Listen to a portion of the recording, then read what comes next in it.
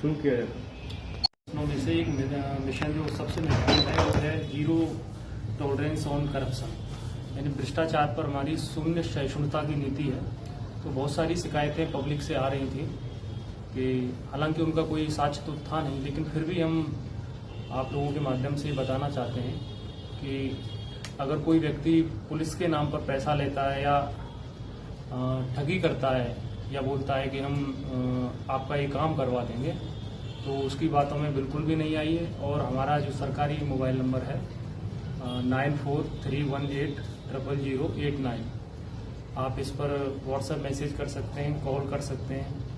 और अगर आपको सुविधा है ऑफिस तक आने में तो ऑफिस में आकर आप बता सकते हैं, या किसी भी वरीय पदाधिकारी को भी बता सकते हैं, एसपी सिटी सर हैं या एसएसपी सर हैं, जहाँ भी आपको सुविधा लगे उस हिसाब से बता सकते हैं। इसी में अगला बिंदु है कि कोई भी व्यक्ति कौन हो सकता है जो आपको गुमराह कर रहा है।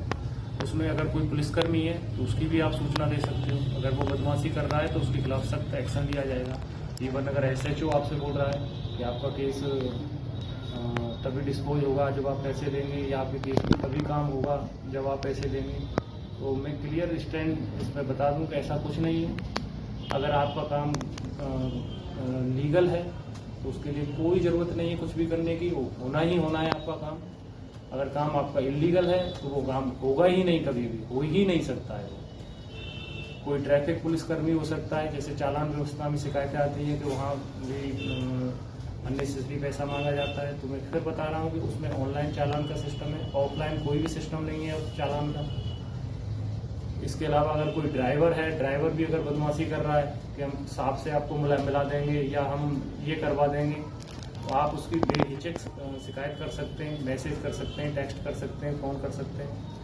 इसके अलावा कोई थाने पर दलाल है, सिविल पर्सन है, वो बोलता है कि हम आपको एसएचओ से मिला देंगे या आपकी एफआईआर करवा देंगे, तो ऐसे व्यक्तियों से सावधान रहें। उसके खिलाफ हम एक्शन लेंगे। आप साक्ष्य संकलित करिए, उसकी आवाज़ रिकॉर्ड कर सकते हैं, या फिर आप रिकॉर्ड नहीं कर रहे तो डायरेक्ट बता भी सकते हैं आप।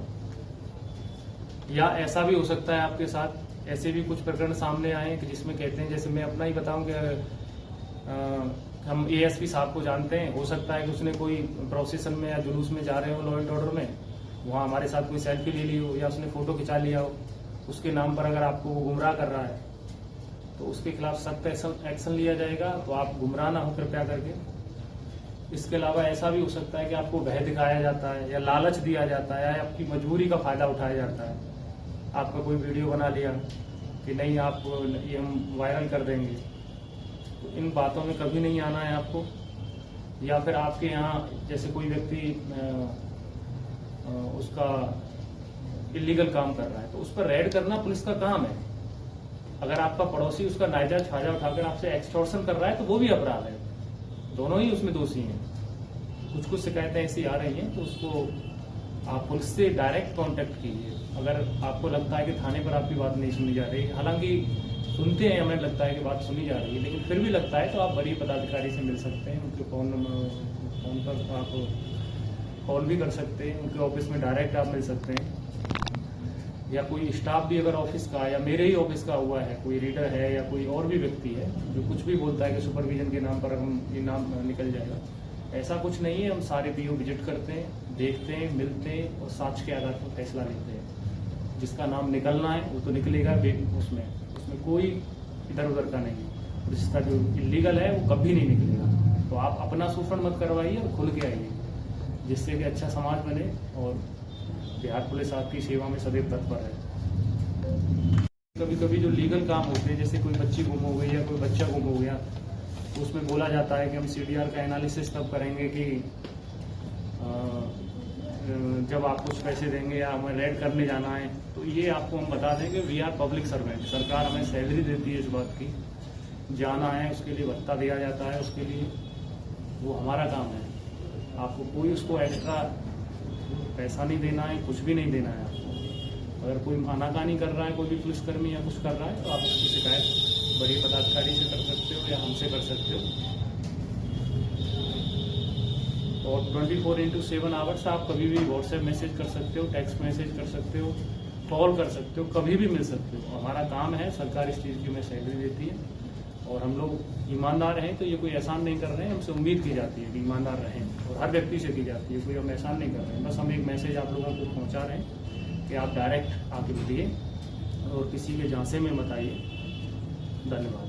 अधिक जो व्यवहार होते हैं पुलिस वाले के, वो थोड़ा सही नहीं होते। लोगों में मतलब डांट फटकार करके बोला जाता है, कुछ भी मतलब एप्लीकेशन हो तो सारे से बात। ये सही बात है आपकी। कुछ कुछ शिकायतें ऐसी आ रही हैं तो हम उसे मना नहीं कर रहे हैं, लेकिन जनरली आप देखेंगे कि थाना की कार्यप्रणाली बहुत हद तक सुधरी है। फिर भी हम उसके लिए भी बोल रहे हैं, अगर कोई ऐसी शिकायत आ रही है तो आप उसकी सूचना तुरंत दें वरीय पदाधिकारी को।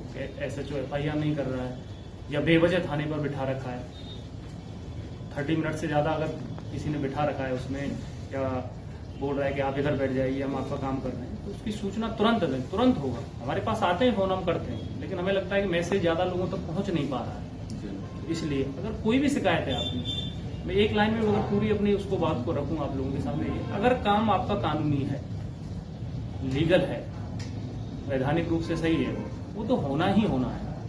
अगर कोई कॉग्निजेबल ऑफेंस हुआ, संज्ञेय अपराध हुआ, तो उसमें FIR प्राथमिकी दर्ज होनी है, वो होनी है उसमें। आप किसी के झांसे में नहीं आए और अपराध कुछ हुआ नहीं, आप झूठ मूठ का शिकायत कर रहे हैं या आपको फंसाया जा रहा है, तो उस पर भी जांच होगी आपकी। काम गलत किया है आपने, मतलब आपने हत्या कर दी किसी की, आप सोचेंगे हम बच जाएंगे, कभी नहीं बचेंगे आप। कितना भी पैसा खर्च कर लीजिए, कितना भी आप जैक जुगाड़ लगा लीजिए, आप जेल जाओगे। सिंपल से जो कानूनी है वो हो जाएगा, जो गैर कानूनी है वो कभी नहीं। पूरे ग्रामीण क्षेत्र का भी हर थाने के गेट पर ही 4 दलाल बैठा रहता है।